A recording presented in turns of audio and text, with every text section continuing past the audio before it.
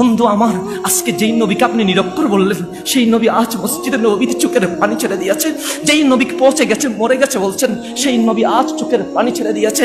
যেই নবীকে ডাকলে শুনে না বলছেন, ওই নবী আজ চোখের পানি ছেড়ে দিয়েছে। যেই নবী দাঁড়িয়ে পল্লায় দাঁড়িয়ে নিজের জন্য টেনশন করবে বললেন, সেই নবী আজ দাঁড়িয়ে গেছে। দোষে গুণে মানুষ বলেছেন যেই নবীকে, আজ সেই নবী চোখের পানি ছেড়ে দিয়েছে।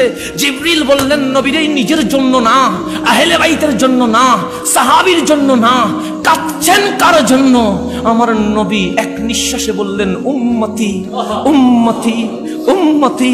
আজ মুস্তাফা উম্মতের জন্য কাঁদছে, আজ মুস্তাফা গোলামদের জন্য কাঁদছে, আজ মুস্তাফা নগণ্যদের জন্য কাঁদছে, আজ রহমতুল্লিল আলামিন কাঁদছে।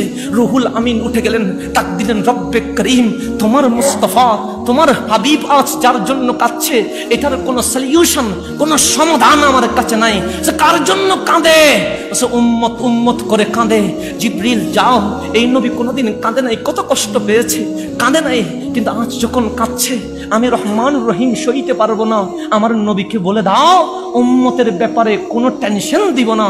রুহুল আমিন চলে আসছেন, চোখের পানি মুছে দিতে দিতে বললেন, নবী গো, কাঁদে না, কাঁদে না, আপনার উম্মতের ব্যাপারে আপনাকে টেনশন দিবে না।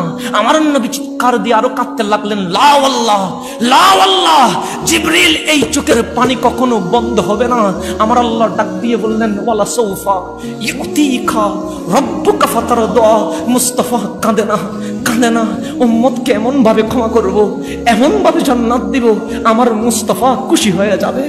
আজকে সেই মুস্তাফা যখন উম্মতের খুশির জন্য চোখের পানি বিসর্জন দিচ্ছে, আল্লাহ ডাক দিয়ে বলেন, ইন্না আতাইনা কাল কাউসার, মাহবুব জান্নাত আপনারে দিয়ে দিয়েছি, কাউসারের পানি আপনাকে দিয়ে দিয়েছি, মাকামে ইব্রাহিম আপনাকে দিয়ে দিয়েছি, উম্মতের হিসাব আপনাকে দিয়ে দিয়েছি।